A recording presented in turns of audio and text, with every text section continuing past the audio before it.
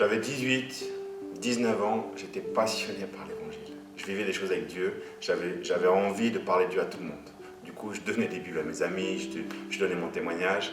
Et puis, j'ai une amie un jour qui est venue vers moi. Elle me dit, ok JP, je vais accepter une de tes Bibles et je vais la lire. Mais c'est un gros bouquin en fait, par où je devrais commencer. Puis je lui dis, très sûr de moi, je lui dis, écoute, commence par le Nouveau Testament, lis Matthieu. Et puis dans ma tête, je me dis, bah, c'est bon, elle va lire la Bible, elle va voir la vérité, elle va se convertir, merci Seigneur.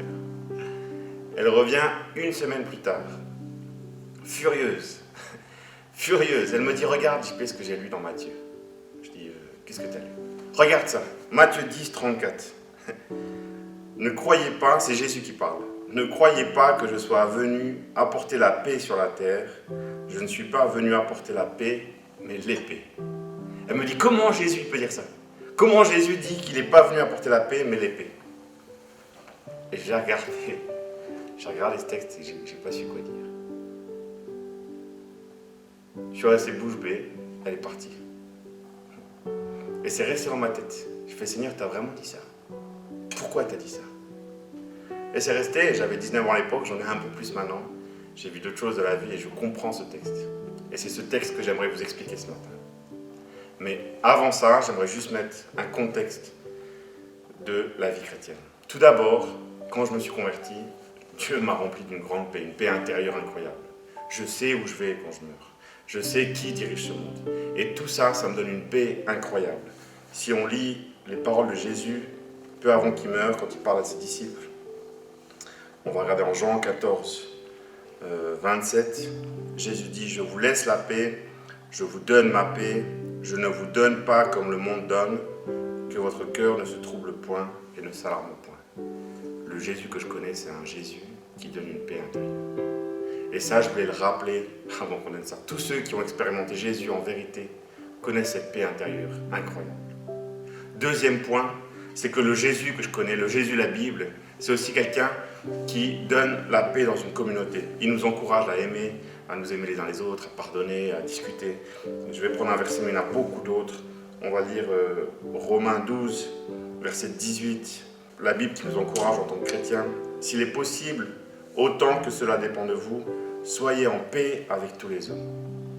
Jésus veut la paix intérieure, la paix de groupe. Cependant, pourquoi ce texte est écrit? Pourquoi ce texte dit que Jésus n'est pas venu apporter la paix, mais l'épée? 2 Corinthiens 2, 15 à 17. Nous sommes en effet pour Dieu la bonne odeur de Christ parmi ceux qui sont sauvés. Et parmi ceux qui périssent, aux uns une odeur de mort donnant la mort, aux autres une odeur de vie donnant la vie. En fait, quand je vous ai dit au début que quand je me suis converti, je suis en paix de là où je vais quand je meurs. Je suis en paix de savoir qui est mon patron. Ça, c'est une bonne nouvelle pour moi. Dieu m'a sauvé. Mais ça, c'est une mauvaise nouvelle pour ceux qui ne croient pas en Christ. Et les gens, quand ils entendent ça, ont peur. Quand Jésus annonce l'évangile, tout le monde va l'écouter, sauf qui? Sauf les pharisiens. Les pharisiens voient que quand Jésus prêche, eux perdent leur autorité. En fait, Dieu leur avait demandé d'aider le peuple, mais eux, ils ont commencé à aimer ce pouvoir qu'il avait sur le peuple. Et c'est ce pouvoir qu'ils voulaient garder. Quand l'évangile est arrivé, ils ont perdu ce pouvoir. Et donc les gens étaient tellement révoltés, les pharisiens étaient tellement révoltés, vous connaissez la suite, qu'ils ont tué Jésus. Pierre pensait bien faire, voulait défendre l'évangile, il prend son épée, il va se battre.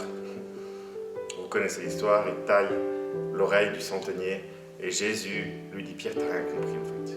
L'évangile, c'est pas se battre pour l'évangile, c'est pas comme ça qu'on se bat. Et il guérit le soldat, il lui remet l'oreille. En fait, Jésus ne nous demande pas de prendre les armes, surtout pas. Jésus ne nous dit pas que l'évangile va nous donner la guerre dans nos vies personnelles, pas du tout. Dieu nous dit que ça nous amène la paix. Mais il nous dit que l'évangile qu'on annonce est tellement puissant que ceux qui sont contre cet évangile, cette vérité, vont tout faire pour nous faire taire. Et c'est ça le message quand Jésus dit, il est très lucide Jésus, et il ne nous dit pas des mensonges pour nous faire croire des choses qui ne sont pas vraies en fait.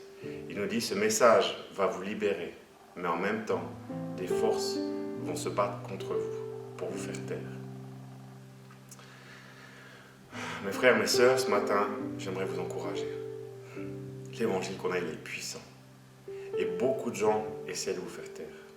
Mais Jésus a vaincu l'amour. Alors on doit aller avec cette parole puissante, avec la paix que Dieu a mis dans nos cœurs, continuer à annoncer la vérité, quoi qu'il en coûte. Parce que d'autres personnes ont besoin d'être libérées des chaînes du mal. Que Dieu nous aide chacun. Amen.